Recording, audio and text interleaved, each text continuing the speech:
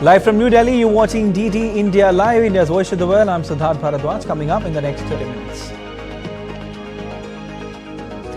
Donald Trump picks Elon Musk, Vivek Ramaswamy to lead the Department of Government Efficiency. Fox News host Pete Hegseth to be the Secretary of Defense. Washington says Israel not violating US law on aid to Gaza. Signals it will not limit arms transfers.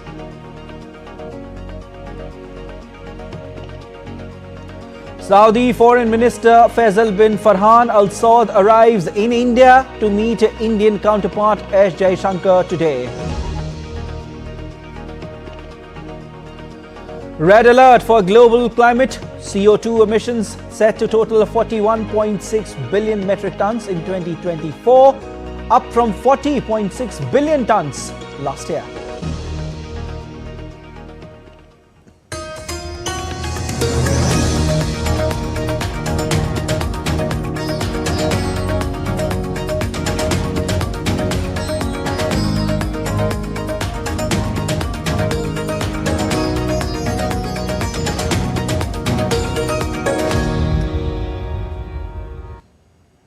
US President-elect Donald Trump named more of his incoming team on Tuesday, including seasoned figures and hardliners. His administration is taking shape one name at a time. Donald Trump announced his former Director of National Intelligence, John Ratcliffe, to lead the Central Intelligence Agency, CIA. Ratcliffe, a close ally of Trump, served as Director of National Intelligence at the end of his first term. Ratcliffe was confirmed as the nation's top spy in May 2020, 8 months before Trump left office. While Trump has also said he will nominate Fox News channel host Pete Hegseth to be Secretary of Defense. Hegseth is an Army National Guard veteran and, according to his website, served in Afghanistan, Iraq and Guantanamo Bay, Cuba.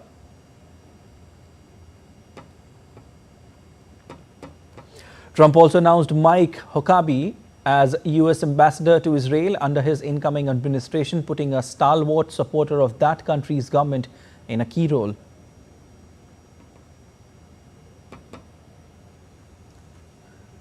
And in the latest, US President-elect Donald Trump has said he will nominate South Dakota Governor Kristi Noem to be the Homeland Security Secretary.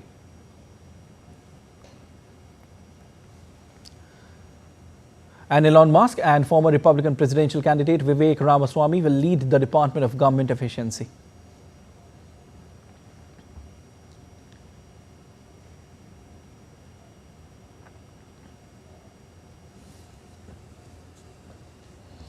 Earlier on Monday, the US President-elect chose Susie Wiles and Ton Homan as part of his administration, Elise Stefanik as his envoy to the UN, and Lee Zeldin as the administrator of the Environmental Protection Agency. Reports also suggested that he had zeroed in on Marco Rubio as the Secretary of State and Mike Waltz as NSA. This report is a fact box of who's who and who's likely to get what. US President-elect Donald Trump has begun choosing his cabinet and other high-ranking administration officials. Among the early picks and top contenders for some of the key posts overseeing defense, intelligence, diplomacy, trade, immigration, and economic policymaking. Wiles, one of his two campaign managers, will be his White House chief of staff. Supporters hope she will instill a sense of order and discipline that was apparently lacking during Trump's first term. The former acting director of Immigration and Customs Enforcement, Tom Homan, will be in charge of the country's border. Trump said Homan will be in charge of the nation's border, including but not limited to the southern border, the northern border, all maritime, and aviation security, including the deportation of immigrants in the US illegally. Trump announced on Monday that Elise Stefanik, a Republican congresswoman and staunch supporter, would be his ambassador to the United Nations. The 40-year-old representative from New York State became a key Republican when she was elected to the White House, replacing Liz Cheney, who was ousted for criticizing Trump's claims of election fraud. Trump also announced on Monday that former Congressman Lee Zeldin would be his administrator of the Environmental Protection Agency. Zeldin has accepted the role. Zeldin, who is 44, is a staunch Trump ally and hails from New York. He would play a key role in implementing Trump's stated position on overhauling U.S. energy policy to maximize record high oil and gas production by rolling back regulations. Apart from these appointments, there are several names doing the rounds as potential contenders for key posts, some major news networks have reported so far. Marco Rubio has been tapped for Secretary of State.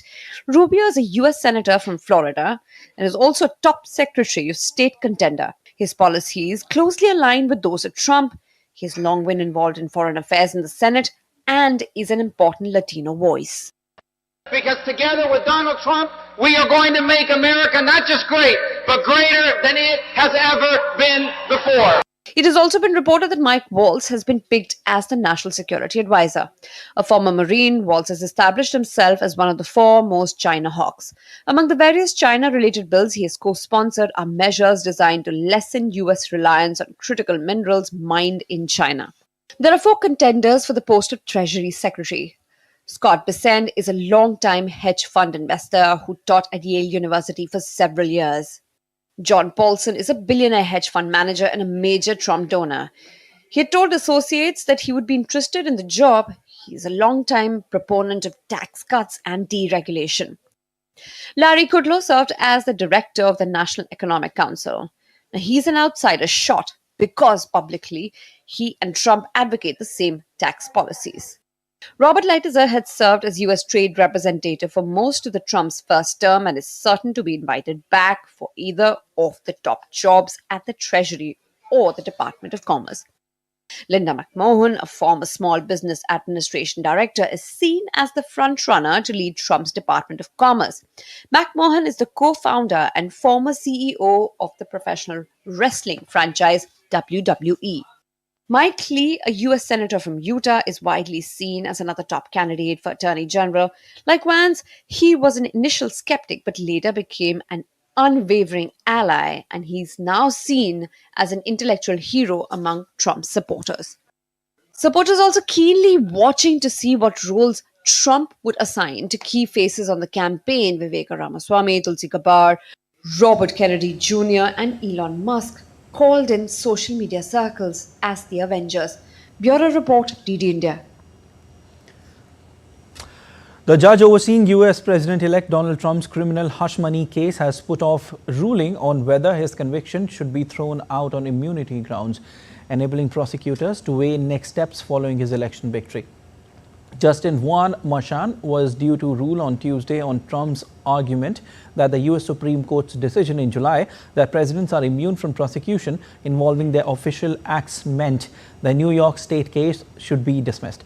Instead, Merchan granted a request by Manhattan District Attorney Alvin Bragg's office to have until November 19 to consider how to approach the case in light of Trump's looming inauguration in January 2025, email correspondence made public on Tuesday showed.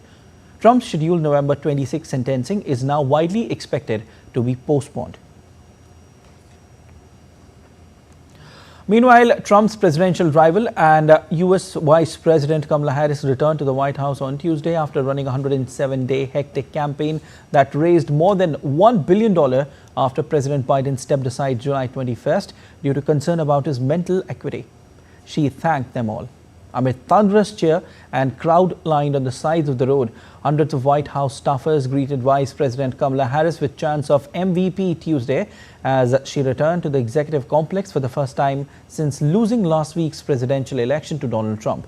The widely known acronym for Most Valuable Player was apparently repurposed by Democratic loyalists to pay tribute to the 60-year-old's honorary title as Madam Vice President.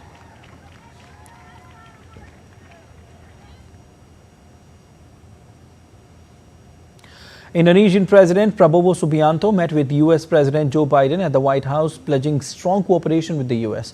The two leaders discussed critical issues including climate change, West Asia conflict and South China Sea tensions. President Prabowo also spoke to U.S. President-elect Donald Trump by phone, offering personal congratulations and expressing willingness to meet him in person. Trump, in response, praised Prabowo's leadership and American training. I will work very hard to strengthen Indonesian-United States relationship, and I would like to work towards this end, that we have a strong cooperation. Once again, President Biden, thank you very much for thank you. Look forward to our discussion. Thank you, sir. Thank you. The United States has said that Israel was not violating U.S. law on allowing assistance into Gaza, but has called for further progress. The remarks came a month after Washington warned Israel of potential halt to military support. In a letter, the Biden government had voiced concerns over the humanitarian situation in Gaza, setting a deadline of November 13 to comply with U.S. law on permitting humanitarian assistance. We are constantly assessing and evaluating, and if we do not see consistent progress, if we do not see the results on the ground, then we will, of course, make appropriate assessments about their compliance with international law and compliance with U.S. law, and that'll continue to be the case. The overall humanitarian situation in Gaza continues to remain unsatisfactory, but in the context of the letter, it's not about whether we find something satisfactory or not. It's that what are the actions that we're seeing? These actions that we have seen, we think that these are steps in the right direction. We want to see more steps. We want to see these steps sustained over a significant period of time. In another development, Israel has claimed to dismantle Hezbollah's weapons and missile facilities, which it said were located under Beirut's southern suburbs of Dahiyeh.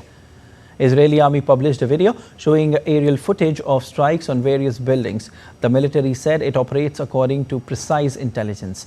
This followed an Israeli military warning to locals to evacuate the area ahead of an airstrike against Hezbollah sets. Recently, Israel has intensified airstrikes on Lebanon's south and Beirut, while Hezbollah has ramped up daily rocket and drone attacks against Israel.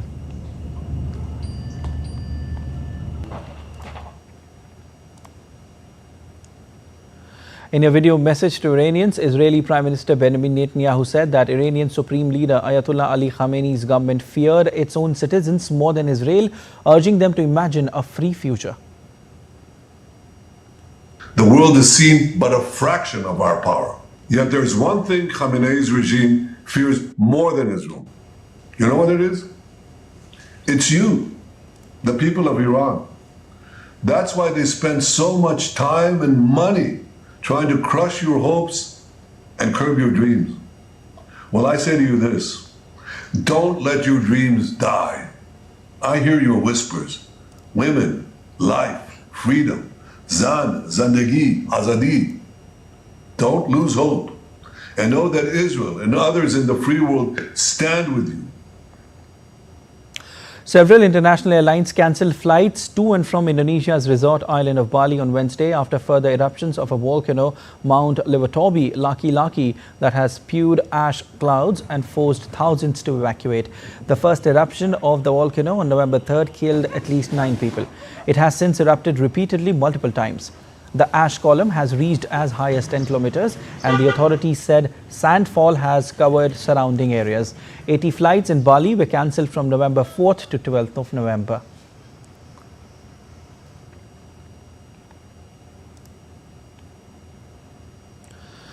In a latest warning from COP29 summit in Baku, global CO2 emissions are set to hit record high in 2024. This will include emissions from burning fossil fuels other than industrial activities from low-tech devices. The Global Carbon Budget report published during the UN's COP29 climate summit in Azerbaijan said global CO2 emissions are set to total 41.6 billion metric tons in 2024, up from 40.6 billion tons last year. The bulk of these emissions are from burning coal, oil and gas. Those emissions would total 37.4 billion tons in 2024, up by 0.8% in 2023, the report said. The rest are from land use, a category that includes deforestation and forest fires. The report by more than 80 institutions was led by the University of Exeter in Britain. Such emissions increase will pull the world further off, of course, from averting more destructive climate extremes, scientists said on Wednesday. British author Samantha Harvey has won the 2024 Booker Prize, one of literature's highest honours, for her novel Orbital.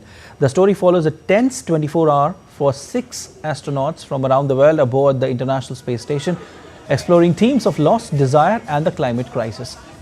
Harvey's work stood out to judges, who unanimously awarded her the prize for its unique perspective and emotional depth.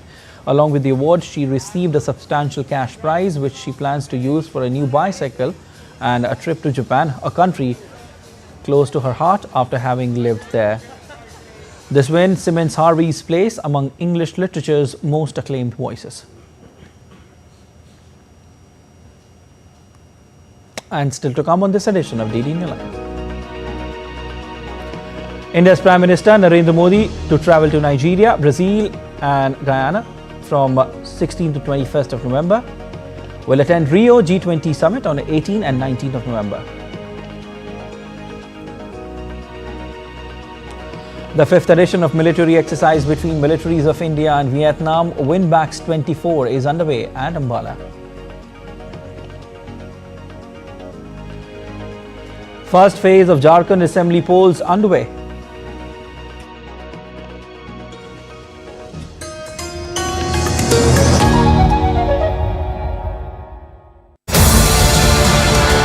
This week on Defense Dynamics, we will talk about Indian Navy's growing power as India's President Draupadi Murmu reviews naval preparedness from INS Vikrant, India's first indigenous aircraft carrier.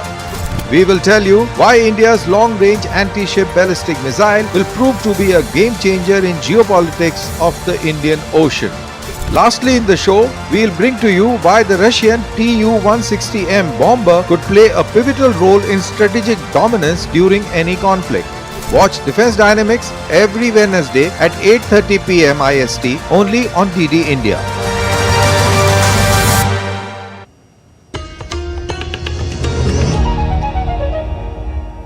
You're watching DD India Live. I'm Siddharth Bharadwaj, and in an exclusive interaction with an Indian news agency, veteran investor Mark Mobius has said that India's Prime Minister Narendra Modi is capable of having a dialogue with all sides of the political spectrum on a global stage and deserves a Nobel Peace Prize for his efforts.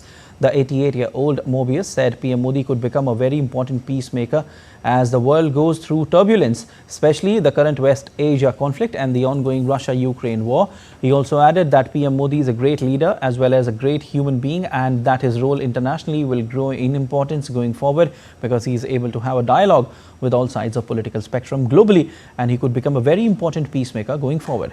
Mark Mobius also said that India is now at the takeoff stage of development, where the young demographic with higher productivity, digitization of economy and robust infrastructure growth will help the country become a major global economy in the years to come. Mobius is renowned for pioneering the first emerging markets fund. According to him, when it comes to the Nobel Peace Prize, PM Modi is really capable of almost anything and deserves this global award. India has shown its ability to be neutral and to be fair to all, and the country is in very good position to act as a mediator for peace on the global stage.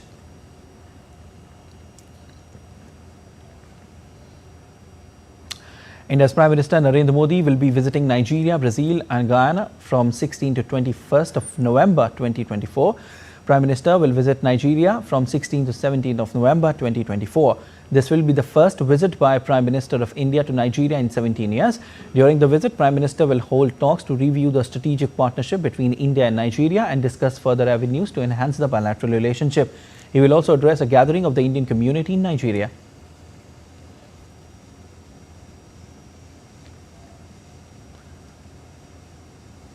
Prime Minister will travel to Rio de Janeiro during 18th to 19th of November 2024 to attend the G20 summit. India is part of the G20 Troika along with Brazil and South Africa and has been actively contributing to the ongoing G20 summit discussions. During the summit, Prime Minister will put forward India's positions on various issues of global importance and build on the outcomes of the G20 Delhi Leaders Declaration and Voice of the Global South summits, which were hosted by India in the past 2 years.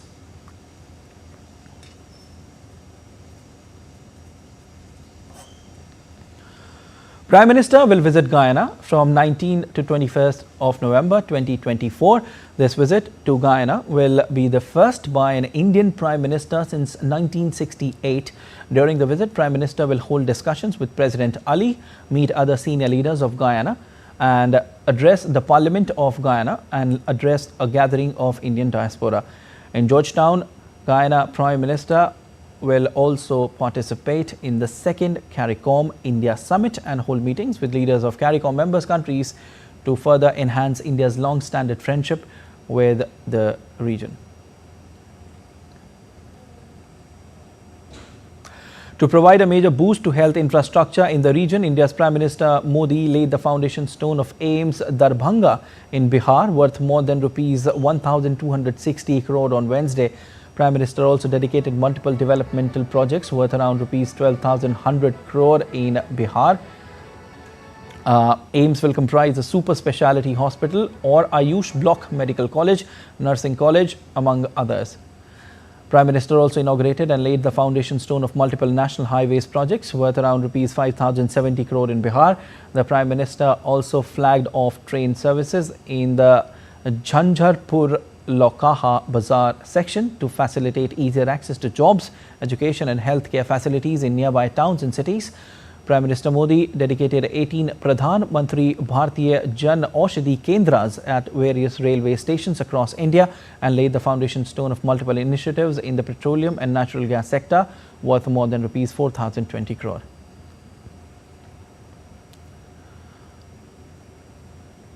In India, voting is underway in the eastern state of Jharkhand across 43 constituencies. Till 9 a.m., average 13% votes have been polled, while at some polling booths, it saw 15% turnout. 13.7 million voters are eligible to exercise their right to vote at 15,344 polling booths. Polling will conclude by 5 p.m. local time, while polling will be until 4 p.m. IST at 950 sensitive booths spread over 31 constituencies. More than 200 security companies are on duty to ensure a smooth voting process. The second phase of polling will be held on 20th of November, while votes will be counted on 23rd of November. Prime Minister Narendra Modi urged voters to exercise their franchise and strengthen the festival of democracy.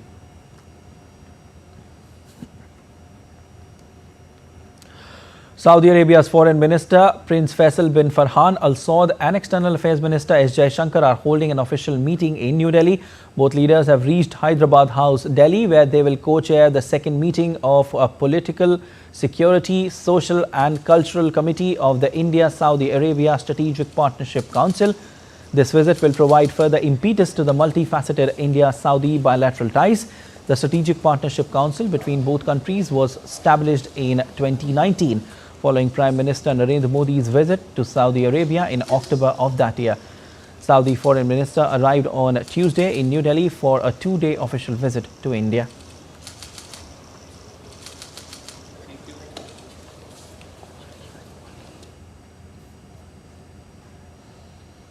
The fifth edition of military exercise between militaries of India and Vietnam, Winbacks 24, is currently underway at Ambala. The troops of Indian Army and Vietnam People's Army are being trained on employment and deployment of engineer company and a medical team in UN mission. With enhanced scope of the exercise in this edition, the Air Force personnel from both sides interacted and shared best practices on employment of air assets in the rehabilitation efforts at UN mission. The contingent witnessed employment of Advanced Light Helicopter or ALH and Chinook in various engineer support tasks.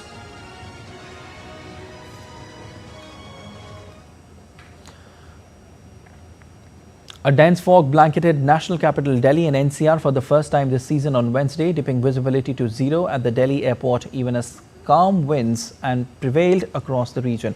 The weather has significantly changed with respect to intensification of fog conditions in the morning, and it has been dense to very dense for fog prevailing over the city. In terms of temperature, minimum temperature in the last 24 hours is 17 degrees Celsius today, while it stood at 17.9 degrees Celsius Tuesday morning, recording a fall of 0.9 degrees Celsius.